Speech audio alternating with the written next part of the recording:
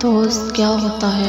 दोस्त वो होता है जिसके साथ आप मुस्कुराते हैं, जिसका दर्द आप महसूस करते हैं, जिसके साथ आप बात करके सुकून महसूस करते हैं, जिससे आप खफा होते हैं मगर बदगुमान नहीं, जिससे हार कर आप जीत महसूस करते हैं।